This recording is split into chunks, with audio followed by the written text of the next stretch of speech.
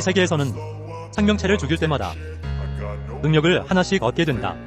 그래서 강한 자들은 심지어 수천 개의 스킬을 가질 수도 있지만 이 남자는 최대 7가지만 가질 수 있다.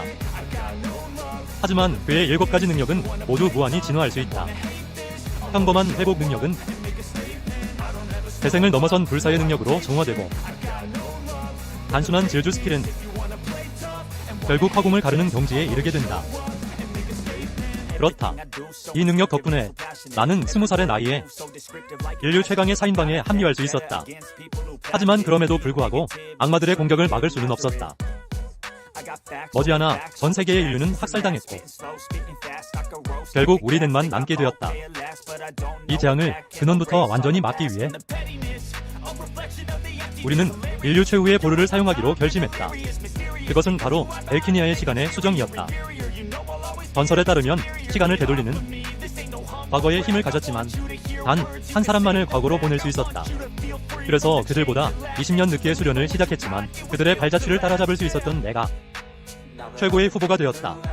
그들은 생각했다. 만약 내가 더 일찍 나의 재능을 발견하고 초반에 강력한 7개의 스킬을 선택했다면 이 재앙을 끝낼 수 있을지도 모른다고. 하지만 내가 재단에 서서 전투를 시작하려던 바로 그 순간, 스승님, 신전의 지붕이 갑자기 황금용에 의해 뚫렸다. 우리의 배후를 발견한 후 용은 입안에 브레스를 모으기 시작했다. 카디아는 나에게 정신 차리라고 외쳤다. 그리고 그는 앞으로 나아가 마법진을 소환했다. 이 공격을 막아낸 뒤 곧바로 그가 소리치자 앨리스와 강 여사가 자리를 바꿨다. 전송 마법진은 오직 그만이 활성화할 수 있기 때문이다. 앨리스는 선방처럼 하늘의 황금용을 향해 달려갔다. 그 아래에 도착한 후 그녀는 손에 든 지팡이를 땅에 꽂았다. 그러자 즉시 빛나는 방패가 나타났다. 오지어 강태는 손에 든 대검을 휘둘렀고 검신에서는 고온의 불꽃이 뿜어져 나왔다. 그 큰 검으로 몇몇 작은 용들을 가볍게 베어버렸다. 하지만 손 돌릴 틈도 없이 황금용은 상처 하나 입지 않은 것을 보았다. 용의 발톱이 그를 공격하자 피할 틈도 없이 적을 막아낼 수밖에 없었다. 그 순간 수천 근의 압력이 검신 전체에 전해졌다. 내가 검을 뽑아 도우려던 순간 카디안이 나를 막아섰다. 집중하라고. 앨리스는 고개를 돌려 말했다. 여기는 그들에게 맡겨. 과거로 돌아가서 더 이상 혼자 다니지 마. 올바른 동료를 찾도록 해. 나는 노력하겠다고 대답했다. 오지어 카디안도 나에게 말했다. 불필요한 살인은 피하도록 해. 하지만 전쟁을 부추기는 자들은 반드시 처리해야 한다. 특히 그 미친 왕 클레멘타인은 어떤 수를 써서라도 그 녀석을 제거해야 해. 말하는 동안 전송 마법진은 거의 준비가 끝났다. 시간의 수정이 파동을 느끼자 공명하기 시작했다. 다음 순간 마법과 수정이 합쳐지면서 마법진이 성공적으로 활성화되었다. 앞에 있던 두 사람이 뒤를 돌아보자 긴장된 표정은 만족감으로 바뀌었다. 내가 정신을 차렸을 때 나는 인파 속에 있었다. 고개를 들어 주위를 둘러보았다. 이 익숙한 광경은 내가 정말로 성공적으로 과거로 왔다는 것을 확인시켜 주었다. 주변 사람들은 여전히 혼란 상태에 빠져 있었다. 소란을 피우고 있었다. 그들은 주변의 낯선 광경을 보며 무슨 일이 일어났는지 알지 못했다. 그들이 그렇게 당황하는 것도 당연했다. 방금 다른 세계로 떨어졌으니 말이다. 현실 세계에서 방금 실종된 사람들이 나타났다. 나 또한 이 세계로 온 후에야 비로소 이전에 실종되었던 사람들이 모두 이곳으로 왔다는 것을 공간계라는 세계로 다른 차원에 의해 삼켜져 심연의 영향을 형성했다. 그 안에 먼저 온 자들은 이 세계의 사람들은 일찍부터 대처법을 배우지 못했기에 이곳에서는 거침없이 행동할 수 있었다. 그리고 이곳의 모든 구석에는 온갖 종류의 괴물들이 있었다. 그리고 모든 인류가 이 세계로 들어온 후 심연의 문이 열릴 것이다. 전쟁도 그때부터 시작되었다. 그 후 나는 내 몸을 확인했다. 이전의 스킬과 신체 능력이 모두 초기화된 것을 발견했다. 이제 내게 남은 시간은 약 5년 정도이다. 하지만 그 녀석은 아마도 이때쯤 나타날 것이다. 내가 막 생각을 마쳤을 때 하늘에 균열이 생겼다. 그 후 검은 무언가가 밖으로 나오기 시작했고 완전히 나온 후에야 사람들은 분명히 볼 수 있었 그것이 작은 악마와 같은 존재라는 것을. 그는 사람들의 성장을 돕기 위해 왔다고 자신을 소개했다. 진행 도우미 엘프라고. 하지만 나는 안다. 성장을 돕는다는 것의 의미는 사실 우리끼리 싸워서 사람 수를 줄이라는 것이다. 곧이어 작은 요정이 말했다. 이 다른 세계에 오신 것을 환영합니다. 하지만 그가 다음 말을 하기도 전에 말을 끊겼다. 그 사람은 그에게 헛소리하지 말라고 했다. 우리를 집으로 돌려보내줘. 작은 요정은 그 말을 듣자마자 얼굴이 어두워졌다. 먼저 자기 말을 끝내게 해달라고 했다. 그 사람은 겁을 먹고 더 이상 말을 하지 못했다. 엘프는 계속해서 말했다. 이곳은 여러분에게 무한한 자유를 줄 것입니다. 법률 체계가 없는 것을 상상해 본 적 있습니까? 도덕과 윤리가 없는 세계를. 그리고 여기서는 여러분이 원하는 것은 무엇이든 할 수 있습니다. 그뿐만이 아닙니다. 이제 여러분을 묶고 있던 인간의 육체조차 사라졌습니다. 사라졌습니다. 앞으로는 여러분의 뜻대로 무한히 강해질 수 있습니다. 마치 여러분 영화에서 말하는 영웅처럼요. 주인공처럼 말입니다. 다음으로 여러분에게 먼저 보여드리겠습니다. 그가 손가락을 튕기자 방금 그의 말을 끊었던 사람이 몸이 즉시 폭발했다. 이 광경은 주변의 다른 사람들을 경악하게 만들었다. 동시에 감히 나서지 못하게 했다. 하지만 작은 요정은 다시 웃는 얼굴을 되찾았다. 자신은 말이 많은 것을 싫어한다고 말했다. 매우 시끄럽다고. 잠시 침묵이 흐른 후 사람들은 미친 듯이 도망치기 시작했다. 작은 요정들이 멈춘 후 방금 소리치자 도망치는 사람들의 시체가 계속해서 폭발했다. 요정은 포효했다. 나는 시끄러운 사람을 싫어한다고 말했잖아. 남아있는 사람들은 냄새를 맡고 재빨리 입을 막았다. 더 이상 소리를 내지 못했다. 다음 순간 작은 요정은 다시 원래의 마법을 되찾았다. 여기서는 살아있는 것이나 무엇이든 죽이면 모두 룬을 떨어뜨릴 것이다. 그는 한 사람의 시체에서 하얀 돌을 빨아들였다. 그리고 다시 소개했다. 이 종류 외에도 8가지 종류의 돌이 있다. 모두 무작위로 떨어진다. 비록 눈앞에 이것은 가장 낮은 등급의 흰색 눈이지만 미래를 위해 노력한다면 더 좋은 룬을 얻을 수 있다. 작은 요정은 이 룬을 들고 잠시 보았다.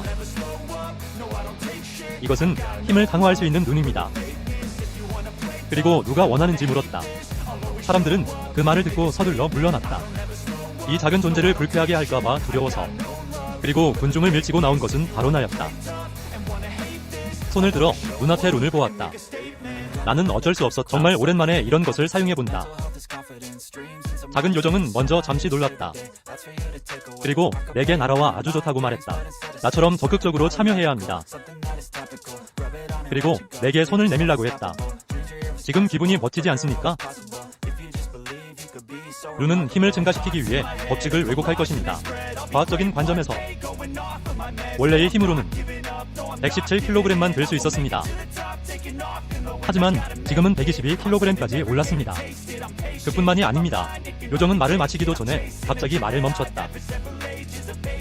왜냐하면 그네가 조금도 궁금해하거나 흥분하지 않는 것을 보았기 때문이다. 그래서 그는 요약해서 말했다. 룬은 종류에 따라 다른 효과를 가질 것입니다. 그러므로 룬을 더 많이 얻을수록 자신의 실력은 더 강해질 것입니다. 생존하는 유일한 방법은 끊임없이 룬을 수집하여 자신을 강하게 만드는 것입니다. 이 말이 나오자 사람들의 얼굴에 있던 두려움은 탐욕으로 바뀌었다. 다음 순간 쟁탈전이 시작되었다.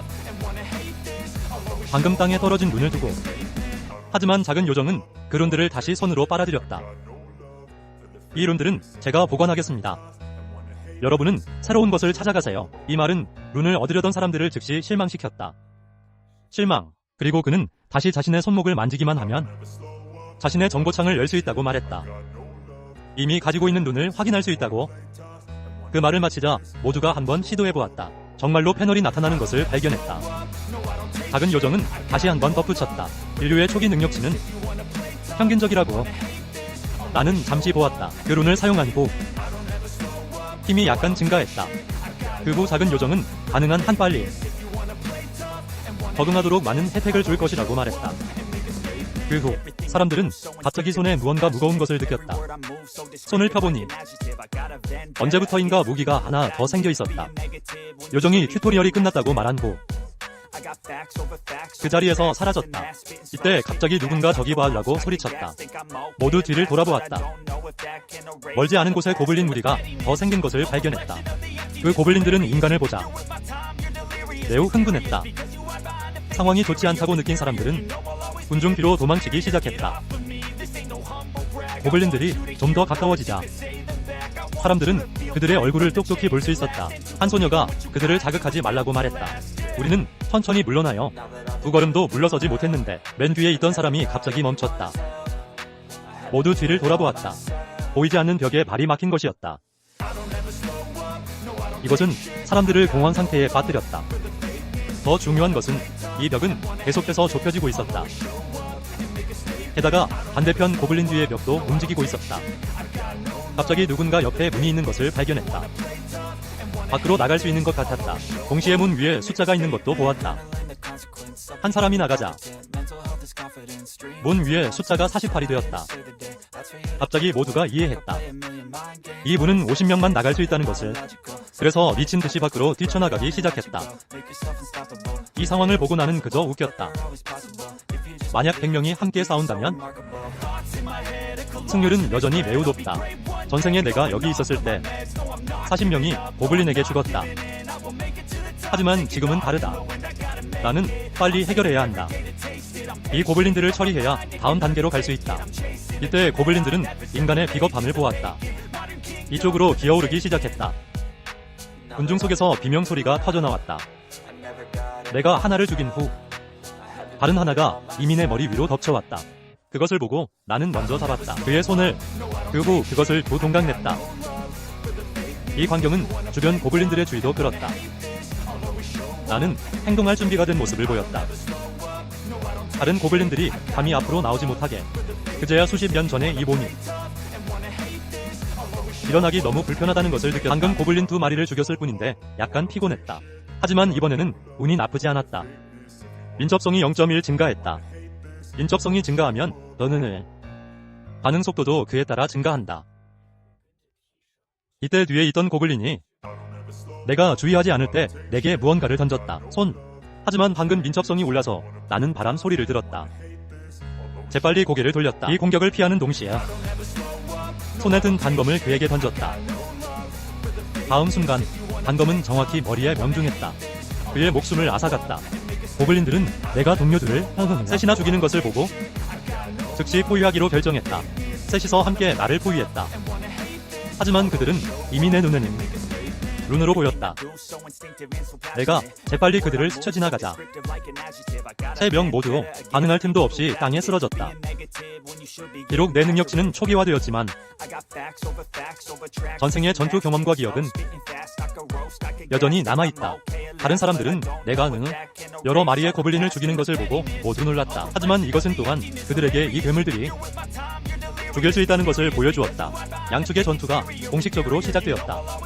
나도 참여했다. 눈앞에 고블린을 재빨리 죽였다.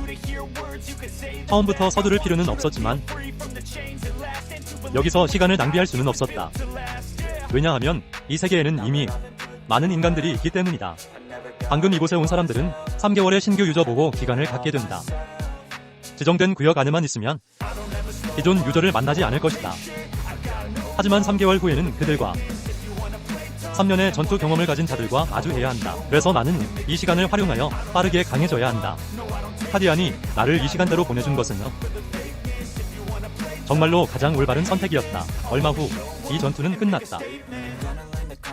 주변의 시체들을 보며 그들은 믿을 수 없었다. 나 혼자서 괴물의 절반 이상을 죽였다는 것을. 이때 작은 요정이 다시 나타났다. 그는 잠시 보고 이쪽의 결과가 정말 좋다고 말했다. 게다가 인원도 거의 줄었다고. 말을 마친 후 그는 주위에 보이지 않는 벽을 제거했다. 그리고 다시 그늘 속으로 들어갔다. 그가 떠난 후에야 사람들은 감히 허공에 대고 욕을 할 수 있었다. 나는 정보창을 열었다. 확인해보았다. 이번에는 전생보다 능력치가 훨씬 높다는 것을 발견했다. 그리고 무기도 얻었다. 다음 단계는 빠르게 강해질 방법을 찾는 것이다. 전생에 카디안이 언급했었다. 초보자 구역에 숨겨진 던전이 있다고? 게다가 난이도는 지옥급이라고 했다. 하지만 그는 처음에는 끝까지 가지 못했다.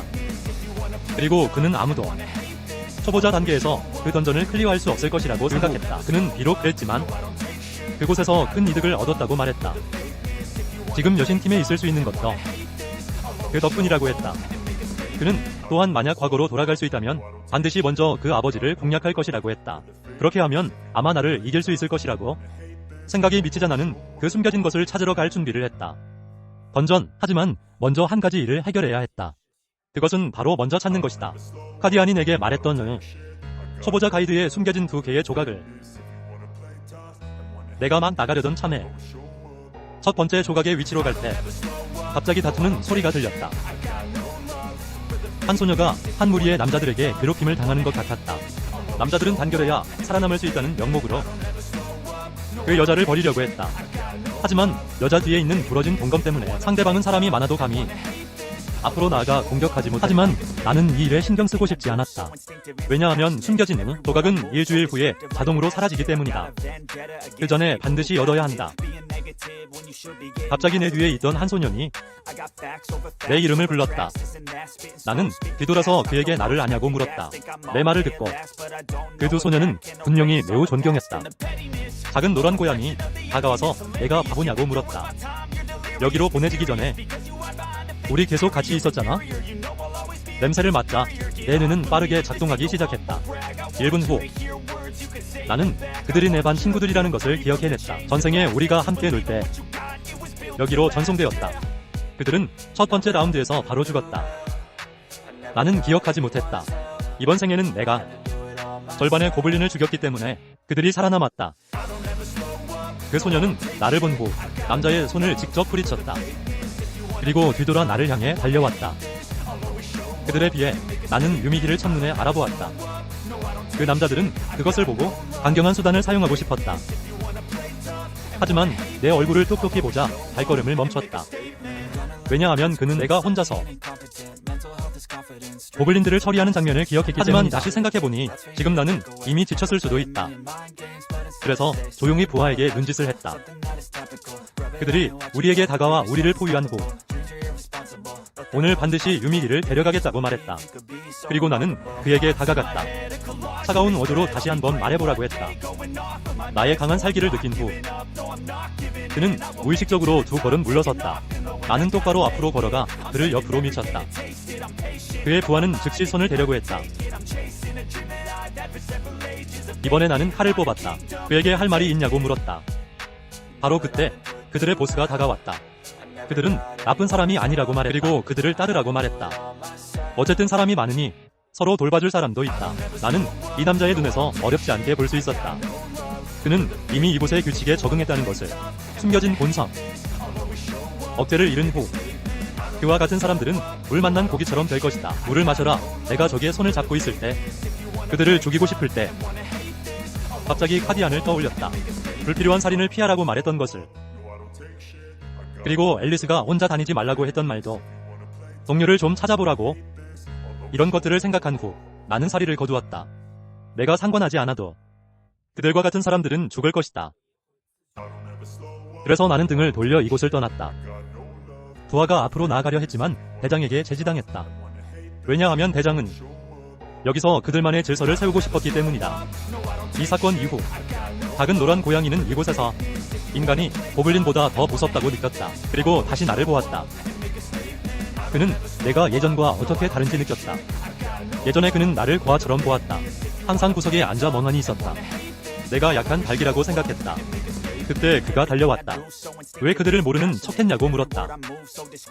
그런 문제에 직면해서 나는 어떻게 대답해야 할지 몰랐다. 결국 변명을 지원할 수밖에 없었다. 기억을 잃었다고 말했다. 그리고 다시 시선을 옆에 있는 유미기에게 돌렸다. 비록 그녀는 현실 세계에서 매우 아름다웠지만 여기서는 아름다움이 양날의 검이다.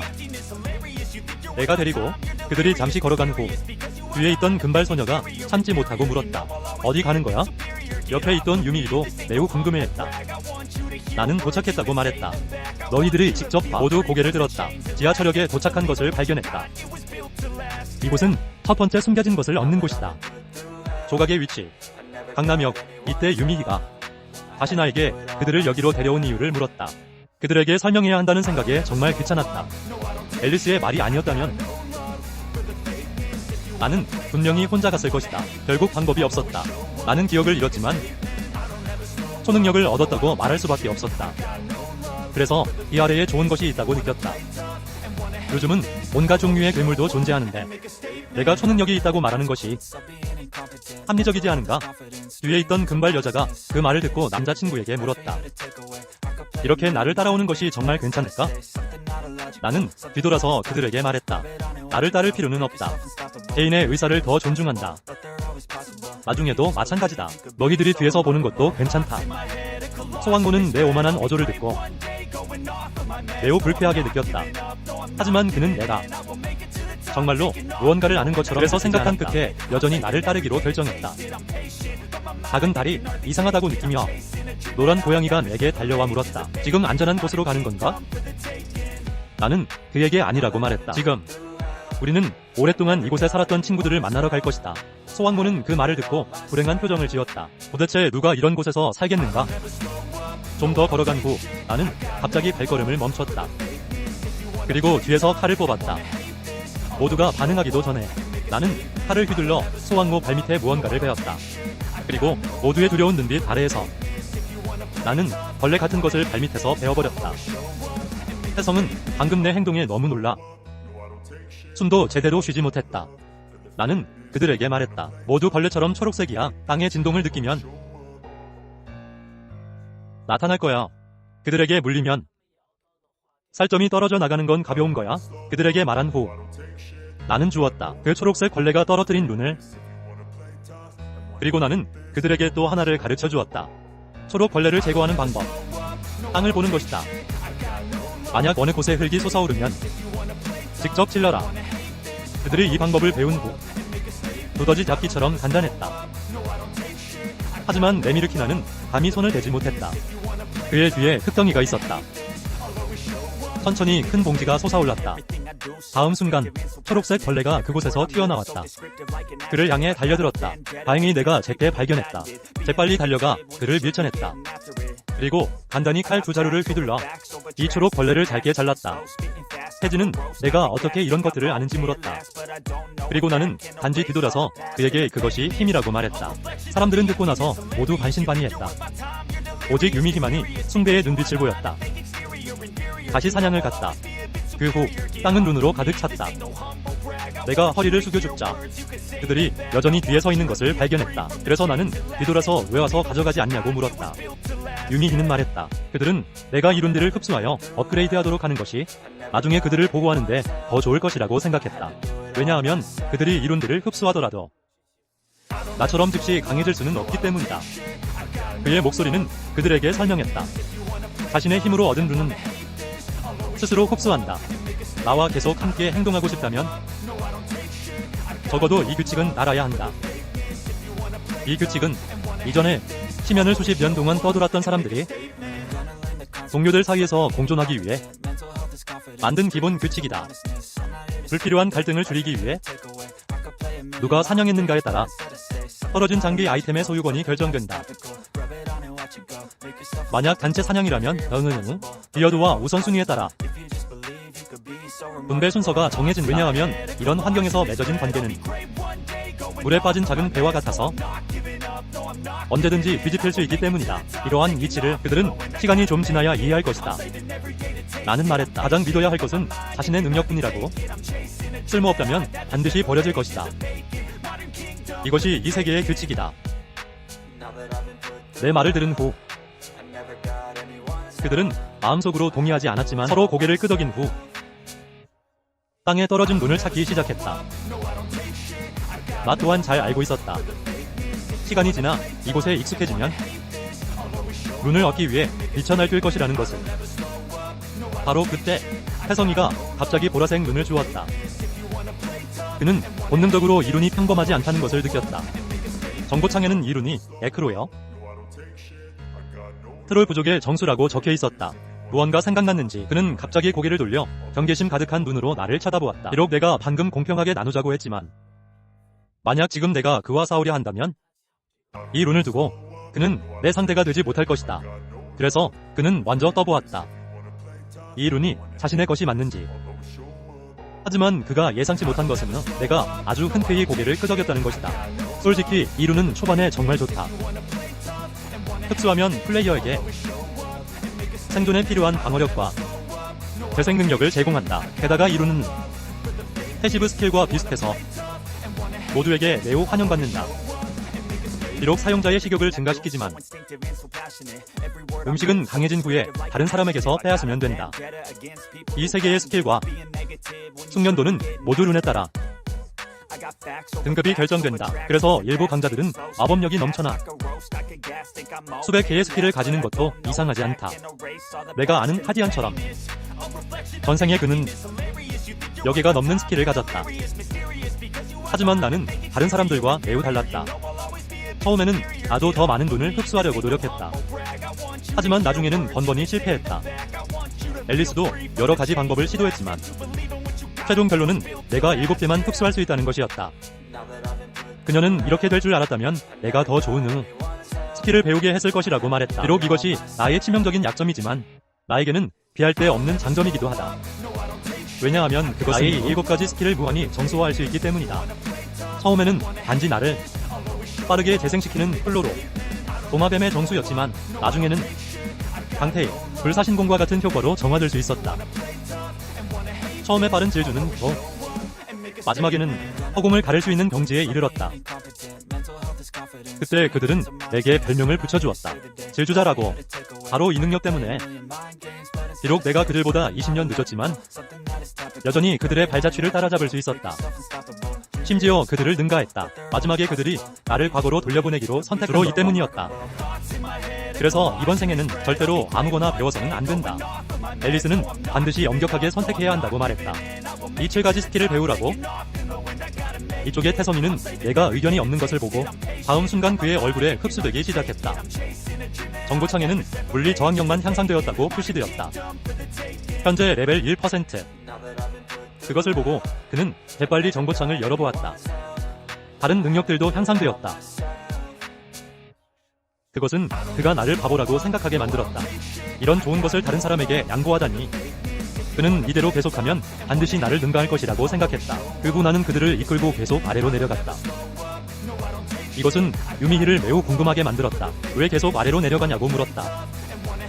나는 지하철을 타러 간다고 대답했다. 그는 이런 상황에서 이 세계야. 아직 지하철이 다니냐고 다시 물었다. 나는 가보면 알 것이라고 말했다. 내가 왜 그렇게 확신하는가? 그 녀석의 정보 때문이다. 결코 틀린 적이 없다. 우리가 어떻게 빨리 강해질 수 있는지 토론할 때 그 녀석이 와서 건전만으로는 부족하다고 말했다. 그리고 우리에게 말했다. 초보자 구역에는 반드시 얻어야 할 것이 있다고. 그리고 그 물건은 지하철에서 갱신된다고 했다. 비록 각 역의 위치와 구조는 다르지만 어떤 지하철역이든 지하 3층이 있다. 계단 중간에 환승 게이트를 통과하여 가장 아래층으로 가면 출발하지 않은 지하철을 발견할 수 있을 것이다. 만약 그 지하철을 탈 수 있다면 성공한 것이다. 하지만 중간에 앉는 것은 어렵다. 그 녀석이 말한 곳에 도착하기 위해 지하철은 단 하루만 머문다. 그래서 나는 오늘 안에 숨겨진 조각을 얻어야 한다. 우리가 내려갔을 때 앞에 정말로 전송문이 있는 것을 발견했다. 유미히는 그것을 보고 정말 들어가야 하냐고 물었다. 아니, 매우 위험해 보인다고? 나는 여전히 평소처럼 말했다. 나는 밤으로 이곳에 왔다. 만약 돌아가고 싶은 사람이 있다면 언제든지 가도 된다. 혜성이는 달콤함을 맛보고 듣자마자 생각도 없이 들어가겠다고 말했다. 고지어 유미히도 즉시 가겠다고 말했다. 그를 보아라. 서두르는 것 같다. 나는 그가 이해했다고 생각했다. 그처럼 아름다운 소녀는 앞으로 더 많은 위험에 직면하게 될 것이다. 살고 싶다면 유일한 방법은 강해지는 것이다. 금발소녀와 그녀의 남자친구는 여기에 남기로 했다. 다음 금수명은 헤드폰을 쓰기 어렵다. 매우 낮은 목소리로 그도 함께 내려가고 싶다고 말했다. 혜성이는 냄새를 맡고 그가 가서 무엇을 하냐고 비웃었다. 방금 전에는 겁을 먹고 움직이지도 못하지 않았는가? 헤드폰 남자는 고개를 들었다. 그에게 그것은 그의 일이 아니라고 말했다. 네가 스스로 결정하는 것은 너와 아무 관련이 없다. 태성이는 자신의 위험이 도전받았다고 느꼈다. 그래서 그는 방금 너무 많은 경험을 했다고 소리쳤다. 그리고 위험에 처했다고 말했다. 이번과는 다르다. 그때 내가 그들의 말을 끊고 싸우지 말라고 했다. 시간이 얼마 남지 않았다. 너희들 스스로 해라. 말을 마친 후 나는 포터를 향해 걸어갔다. 내 눈은 티난과 유미기도 나를 따라왔다.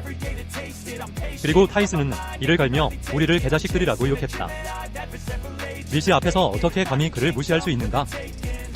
하지만 그는 여전히 뒤에 있었다. 그들은 우리를 따라 포털로 들어갔다. 안에 있는 이 편의점을 본 후 나는 이곳이라고 생각했다. 그 녀석에 따르면 지하철역 2층에는 편의점과 같은 것이 있을 것이다. 보상 메커니즘.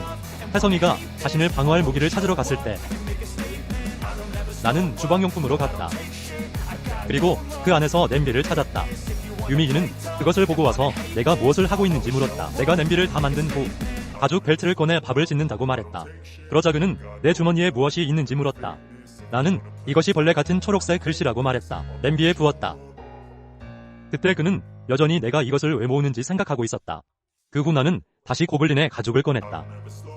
추가할 준비가 되었다. 벌레 같은 초록색에 장기간 저항하기 위해 고블린 독을 정화한다. 불을 섞기만 하면 더 많은 것을 만들 수 있다. 힘을 강화하는 독. 이폰의 태시는 내가 요리하는 것을 보았다. 그는 달려와서 한 입 먹어도 되냐고 물었다. 내가 그것이 독이라고 말했을 때 그를 직접 잊어 5m 뒤로 물러나게 했다. 유미희는 내가 이런 것들까지 알 줄은 몰랐다. 내가 어떻게 그것을 하는지 물었다. 그리고 나는 여전히 평소처럼 말했다. 초능력 때문이다. 내 머릿속에 자연스럽게 이러한 관련 지식이 나타났다. 하지만 그들이 모르는 것은 이 지식을 배우기 위해 처음에 나는 많은 고통을 겪었다는 것이다. 처음에 카리아는 누가 과거로 돌아가든 정보가 없다면 승급은 여전히 비교적 어려울 것이라고 말했다. 정보가 가장 중요하다. 그는 또한 우리에게 기억해야 한다고 경고했다. 다른 사람에게 정보를 말할 수 없다는 것을. 왜냐하면 이 지식은 미래에서 왔기 때문이다. 심연의 침식을 가속화시킬 뿐이다. 하지만 벌써 그렇게 오랜 시간이 지났다. 게다가 처음에는 열심히 배우지도 않았다. 이 조리법의 비율을 잊어버렸다. 그리고 가열 시간 더. 하지만 나는 이 냄비 안에 덩어리를 보았다. 아마 문제는 없을 것이다. 생각이 미치자 나는 선반에서 바디워시를 쏟아냈다. 그리고 독을 바디워시 병에 담았다. 이렇게 하면 바르기가 매우 편리하다. 뒤에 있던 유미희가 그것을 보고 내게 물었다. 이것을 그들도 사용할 수 있는지. 내가 그렇다고 말하자 그들의 마음속은 먼저 뜨거워졌다. 결과적으로 다음 순간 나는 힘이 없다고 말했다. 눈은 2번 칠할 수 있다. 혜성이는 그 말을 듣고 나를 칭찬했다. 이런 때에 돈 벌 기회를 잡다니. 그 후 나는 무료로 줄 수도 있다고 말했다. 하지만 길게 보면 이것은 좋은 선택이 아니다. 왜냐하면 나는 안다. 일방적으로 주는 관계는 매우 쉽게 깨진다는 것을. 유미희는 그 말을 듣고 먼저 사용하게 해줄 수 있는지 물었다. 나중에 룬을 얻으면 갚겠다고? 나는 독으로 가득 찬 병을 그에게 건넸다. 그리고 조심하라고 상기시켰다. 몸에 닿지 않도록. 그렇지 않으면 매우 아플 것이다. 곧바로 그들 두 사람도 같은 조건으로 다가왔다. 그들이 무기에 독을 바를 때 나는 뒤돌아서 필요한 물자를 모으기 시작했다. 포장을 마친 후 작은 배낭에 넣었다. 그들이 많은 상자를 포장하는 것을 보고 미끼가 되고 싶냐고 상기시켰다. 그리고 너희들이 이렇게 싹쓸이 했으니 반드시 다른 녀석들에게 감시당할 것이다. 그러니 일부는 남겨두는 것이 좋다. 그리고 그들에게 불필요한 물건은 땅에 묻으라고 했다. 유미희는 이 말을 듣고 나에 대한 숭배심이 조금 더 깊어졌다. 동시에 그녀는 생각하고 있었다. 언제쯤이면 나처럼 초능력을 가질 수 있을까? 어쩌면 미래에는 영원히 이 세계에 머물게 될지도 모른다. 살고 싶다면 빨리 몬스터를 잡아 레벨을 올려야 한다. 그리고 지금 가장 빠르고 안전하게 레벨을 올리려면 나를 따라야 한다. 그를 따라잡기 위해 내 발걸음을 따라잡아야 한다. 유미희와 내가 그렇게 가까이 걷는 것을 보고 그녀를 좋아하는 태성이는 매우 불쾌했다. 그 후 그는 가방을 헤드폰 남자에게 던졌다. 스스로 묻으라고. 그리고 나를 따라와서 물었다. 그들도 이런 초능력을 얻을 수 있는지. 나는 나중에 알려주겠다고 말했다. 운원의 세 사람은 즉시 진지해졌다. 정말이냐고 물었다. 나의 긍정적인 대답을 듣고 얼굴에 즉시 기쁨이 가득 찼다. 그리고 나는 그들에게 거짓말을 하지 않았다. 어떤 세계로 온 사람들 중에는 실제로 현실 세계에는 존재하지 않는 특별한 능력을 얻는 소수의 사람들이 있다고 한다. 하지만 그들은 모른다. 보통 능력을 가진 사람들이 가장 위험하다는 것을. 그들은 발전할 것이고 주변 사람들에게 아무 짓도 하지 않을 것이다. 이것은 태성이다. 다시 와서 내가 평소에 왜 그렇게 차가운지 물었다. 말없이 나는 몸을 돌려 떠났다. 그들에게 익숙해지면 된다고 말했다. 어쨌든 예전에는 그렇게 많이 말할 필요가 없었다. 왜냐하면 내 자신 속에서 넘어가기 전 마지막 5년 동안은 매일 심연에서 온 괴물들과 마주해야 했기 때문이다. 그때였다. 인간은 비로소 자신의 미미함을 깨달았다. 희망도 점차 절망으로 변했다. 태성이는 이 말을 듣고 내가 강요하는 척한다고 느꼈다. 그는 속으로 내가 그 초능력이 없었다면 내 말을 들을 필요도 없다고 생각했다. 하지만 그는 만약 나와 좀 더 함께 있으면 자신이 강해진 후에 유미를 데리고 혼자 날아갈 수 있다고 생각했다. 그를 기다리지 않고 나는 갑자기 손을 들어 모두를 멈춰 세웠다. 그리고 쪼그려 앉아 땅에서 점액 웅덩이를 발견했다. 나는 온갖 종류의 점액을 보았다. 아마 달팽이를 본 것은 아닐 것이다. 그리고 시큼한 냄새와 내장 조각이 없다. 그러니 좀비도 아니다. 내 추측에 따르면 이것은 육지 인호에 의해 남겨졌을 가능성이 매우 높다. 이 종류의 괴물은 비록 행동이 느리지만 분배할 수 있다. 빠르게 마비시킬 수 있는 독은 일단 그들의 손에 떨어지면 갈갈이 찢기는 것은 단 몇 초의 문제일 뿐이다. 하지만 나는 이미 계획이 있었다. 먼저 나는 그들을 데리고 많은 맥주를 찾았다. 이름을 짓고 그것들을 화염병으로 만들었다. 비록 여기에는 가스가 없지만 다른 인화성 물질을 사용할 수도 있다. 대체할 폭발물을. 이것은 태성이가 다시 와서 나를 도발하는 것이다. 원래 세계와 비교해서 나는 이곳이 더 좋다. 어쨌든 여기서는 하고 싶은 대로 할 수 있다. 그리고 그는 만약 자신이 초능력을 가졌다면 그가 말을 마치기도 전에 나는 차가운 눈으로 그를 쳐다보았다. 만약 하지안이 여기 있었다면 반드시 주저없이 그를 죽였을 것이다. 하지만 수많은 사람을 구한 앨리스는 방해할 것이다. 마지막으로 나는 한숨을 쉬었다. 잊어버리자고 생각했다. 그리고 그들에게 다음 전투 계획을 알려주었다. 그것은 앞에 있는 한 사람이 화염병을 던지고 나머지 세 사람은 칼로 공격하는 것이다. 앞에서 싸우는 사람들은 우선권이 있다. 눈 분배 권한. 이 말을 듣자 태성이는 즉시 자원하여 맨 앞에 서겠다고 말했다.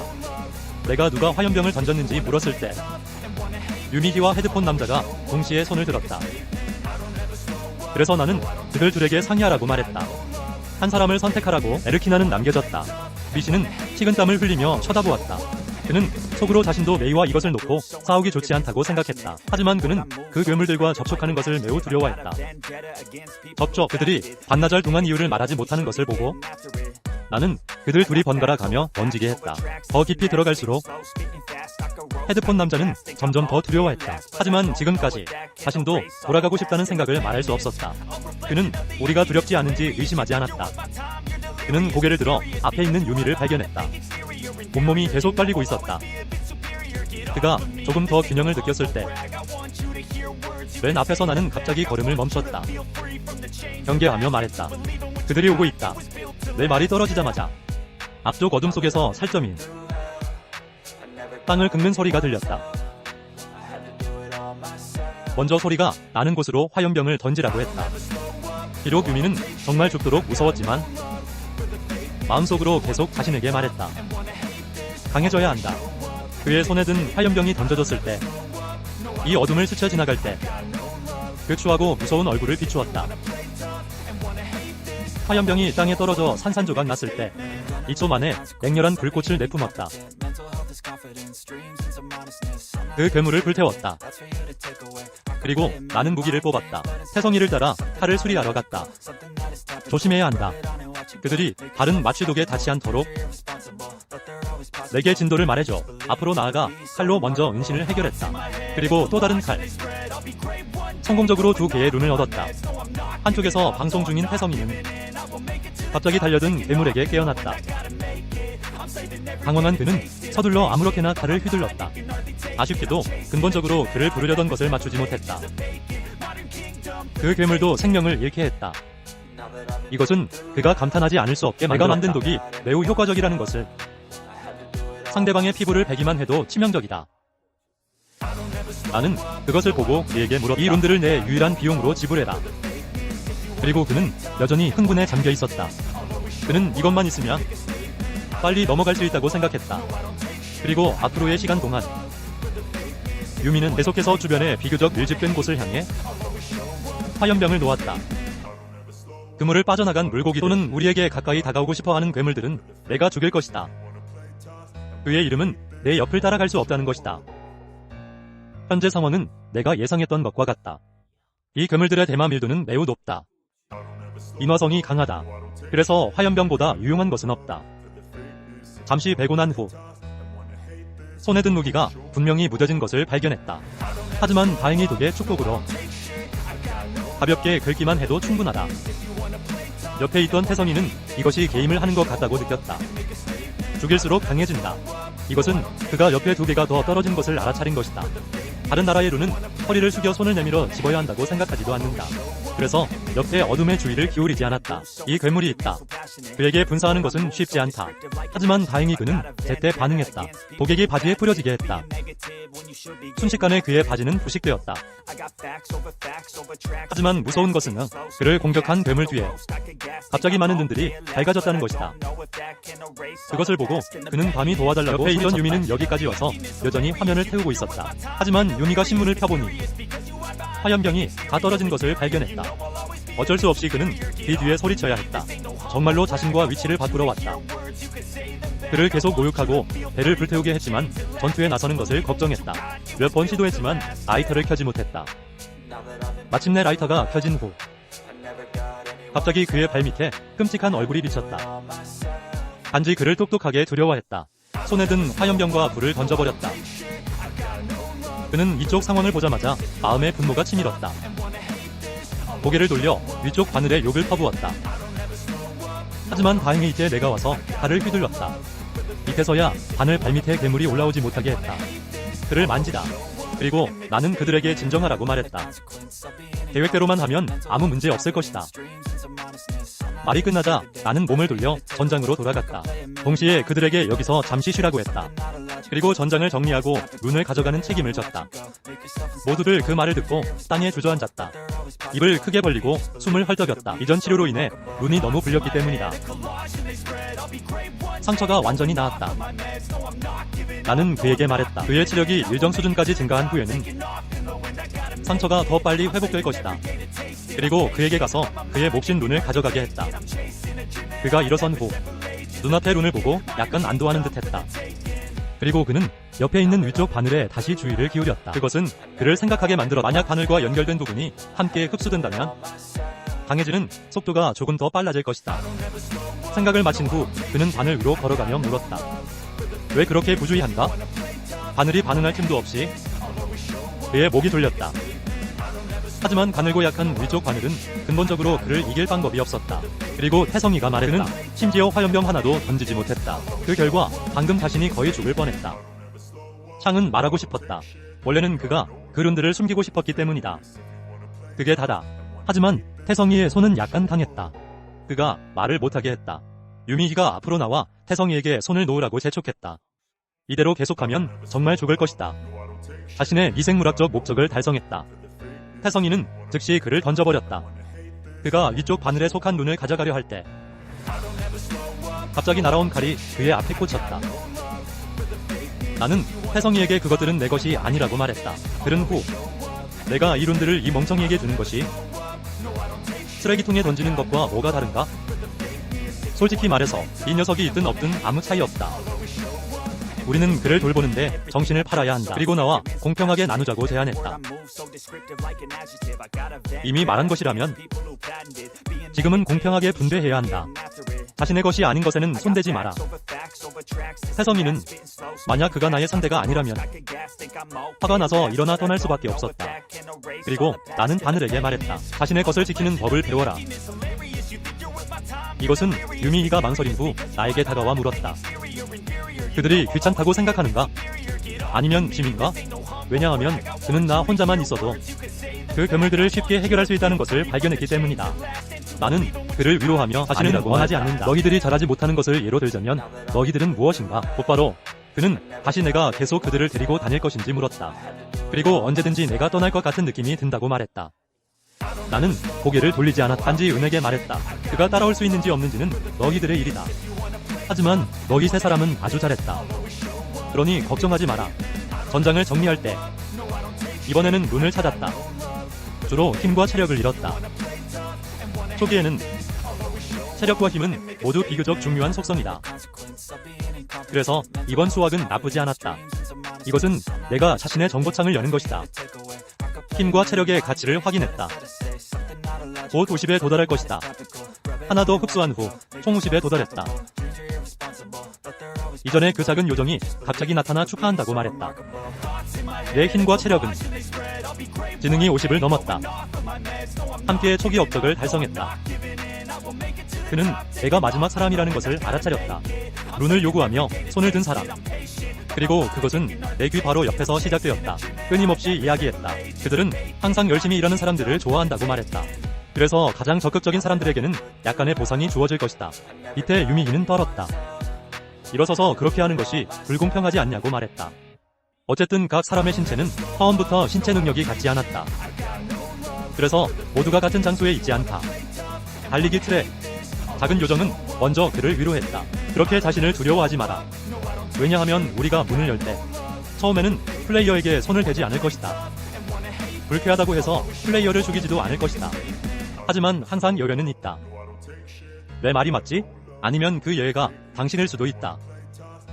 유미희가 자신에게 겁을 먹어 얼굴이 하얗게 질린 것을 보고 송아지를 껴안고 하하 웃으며 농담이라고 말했다. 그리고 왜 그렇게 똑똑하냐고 물었다. 그런 말을 할 것이다. 당신도 다른 사람들보다 우월한 점이 있지 않은가? 하지만 당신은 다른 사람들처럼 되고 싶지 않다. 우월한 부분을 지우기만 하면 된다. 인생에는 공평함이 없다. 말을 마친 후 다시 내 곁으로 달려왔다. 보상받을 시간이 되었다. 나도 이미 알고 있었다. 능력치가 50을 초과한 첫 번째 사람이. 보상은 원하는 눈 3개를 선택할 수 있다는 것이다. 요정은 내가 어떤 눈을 원하는지 물었다. 그의 말이 끝나자 손에 회복 눈이 나타났다. 이건 어떻냐고 물었다. 비록 일회용이지만 이것만 있으면 배에 구멍이 뚫려도 빠르게 회복할 수 있다. 부활 스킬이라고 할 수 있지 않겠는가? 다른 사람들이 이론이 이렇게 강력하다는 것을 들은 후 모두 충격을 받았다. 세 사람은 약속이라도 한 듯 생각했다.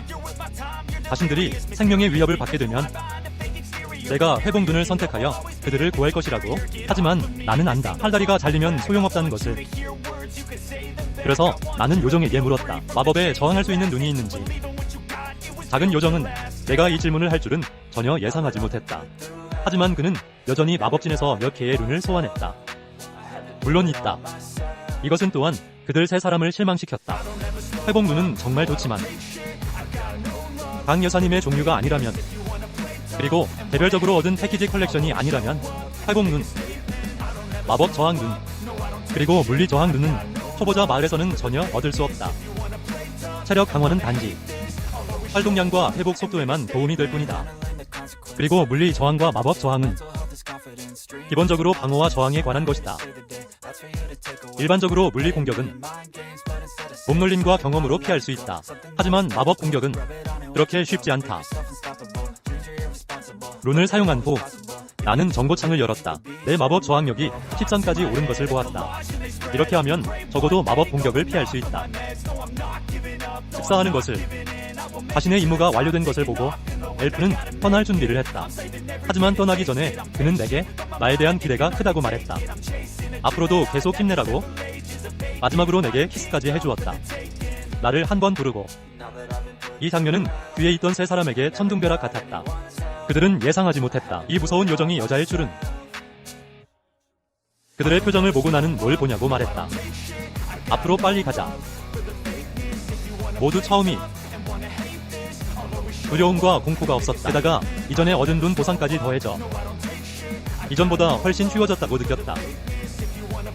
그는 내가 다시 땅에 쪼그려 앉아 무언가를 하는 것을 발견해. 내가 여전히 독을 만들고 있다고 생각했다. 하지만 그는 즉시 내 속도가 이전과 같다는 것을 발견했다. 아무것도 변하지 않았다. 나는 룬을 가장 많이 가지고 있다. 그래서 그는 앞으로 나와 내게 물었다. 그렇게 많은 룬을 흡수했는데 왜 속도는 여전히 그대로인가? 나는 소매를 걷어 올리고 팔을 내밀었다. 이것 때문이라고 그에게 말했다. 그들은 내 손목의 문양을 보았다. 이것이 무엇인지 궁금해하지 않을 수 없었다. 나는 그들에게 설명했다. 룬은 수집할 수 있다. 그렇게 하려면 마음속으로 수집해야 할 룬을 생각하면 된다. 그러면 룬은 이렇게 문양처럼 저장될 것이다.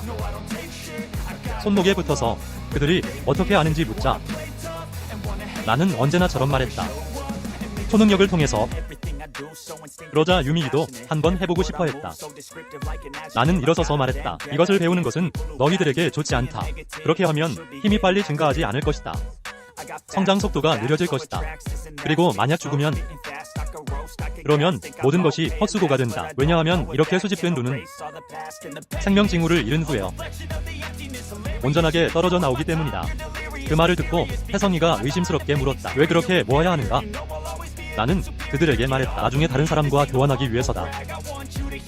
나는 잘 알고 있다. 비록 지금은 아직 없지만 초보자 가이드가 끝난 후 상점인 서석이 나타날 것이다. 그때는 룬으로 돈을 대신할 수 있다.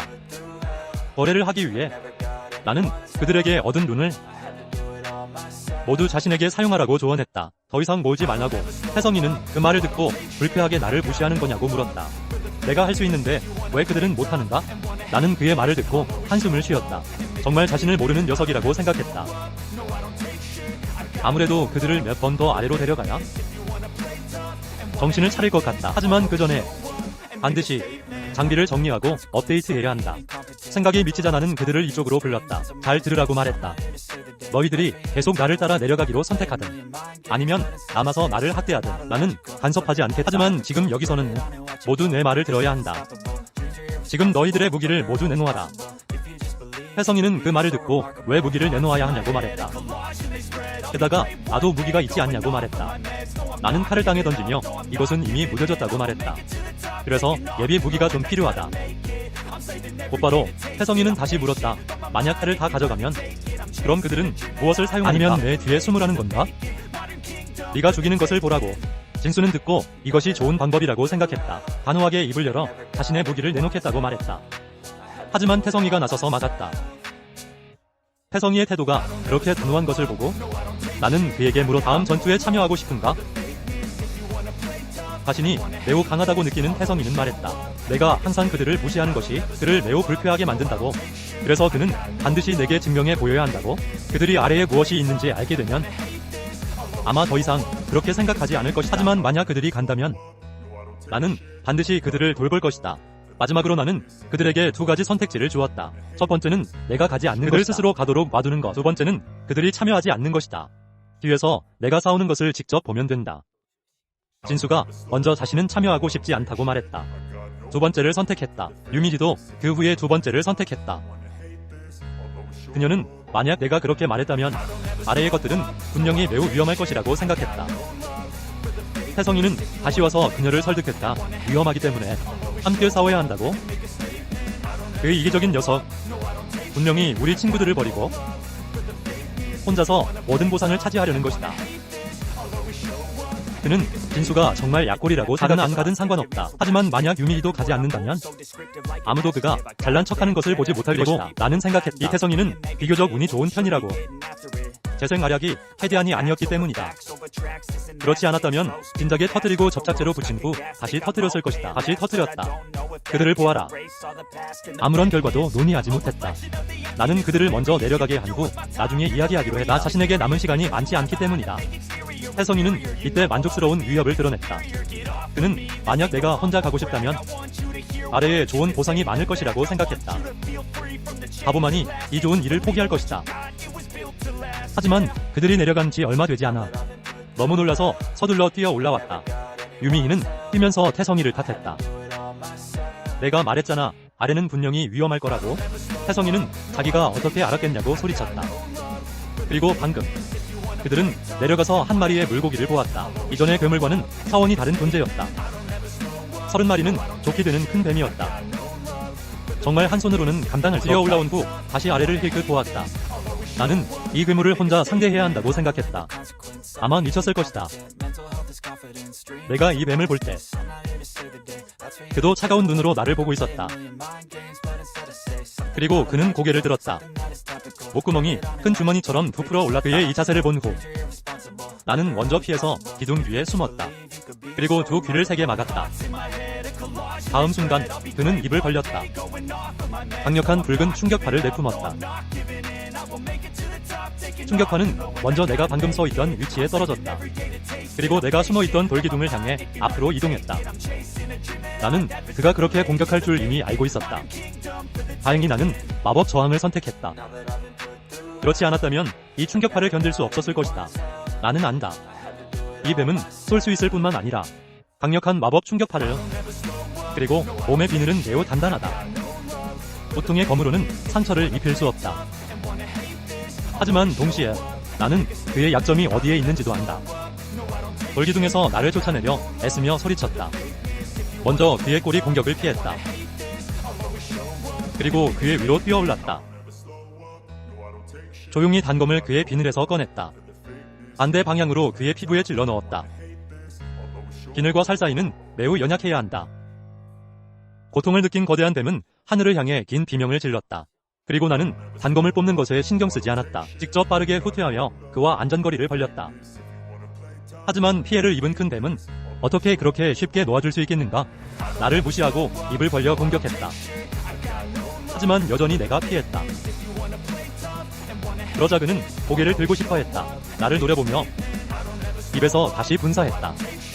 그 붉은 충격파 마법을. 비록 그의 일격은 맞지 않았지만 내가 귀를 막았기 때문에 주변 환경에 대한 민감도가 떨어졌다. 그의 꼬리가 내 앞뒤로 던져질 때까지 나는 겨우 알아차렸다. 하지만 피하려고 했을 때는 이미 너무 늦었다. 나는 이 일격을 온몸으로 받아낼 수밖에 없었다. 거대한 뱀은 이것이 내 뼈를 부술 만큼 충분하다고 생각했다. 하지만 연기가 거친 후 내가 단지 머리에 약간의 찰과상만 입은 것을 발견했다. 그것은 그를 어쩔 수 없이 놀라게 했다. 분명히 이 공격은 원하는 효과를 얻지 못했다.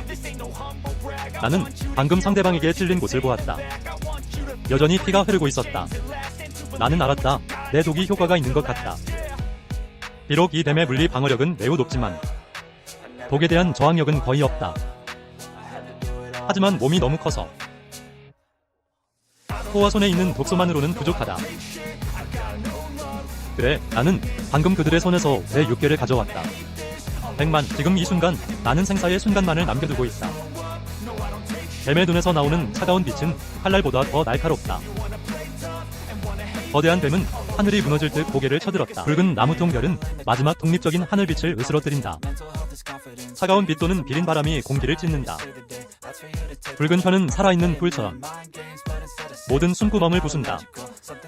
이 순간은 마치 온 세상이 모두 그의 목구멍에서 떨리는 불꽃이 된 것 같다. 그리고 내 등은 봉성시에 있는 실로 가득 찬 꽃이다. 떠오르는 궤도의 모든 인치가 그 안에 있다. 살과 피를 으깨는 혀의 흔적인가? 아니면 절망의 균열을 찢는 칼날인가? 이곳은 위층의 유미. 세 사람, 갑자기 땅이 격렬하게 흔들리는 것을 느꼈다. 알아야 한다. 그들은 이미 그곳에서 도망쳐 나왔다. 먼 거리를 뜻밖에도 소리를 들을 수 있었다. 이것은 그를 걱정하게 만들었다. 혼자 정말 괜찮을까? 태성이는 그가 멈추는 것을 보았다. 무엇을 하고 있냐고 물었다. 빨리. 지금 그들은 무기도 없다. 그래서 먼저 편의점으로 돌아갈 준비를 했다. 하지만 유민이는 여전히 그 자리에 서 있었다. 뒤를 보며 생각한 후 그는 뒤돌아서서 나를 찾으러 돌아가겠다고 말했다. 태성이는 보았다. 평소에 나를 무시하는 것은 그렇다 쳐도 지금은 유민이조차 자신을 무시하기 시작했다. 분노가 마음속에서 치솟았다. 어쩔 수 없이 두 사람은 유미를 따라 다시 달려 돌아왔다. 내 소리를 들은 후 그는 서둘러 내 현재 상태를 물었다. 하지만 그가 눈앞의 광경을 똑똑히 보았을 때 놀라서 말을 잇지 못했다. 왜냐하면 이때 나는 큰 뱀에게 물려 죽어가고 있었기 때문이다. 한 손으로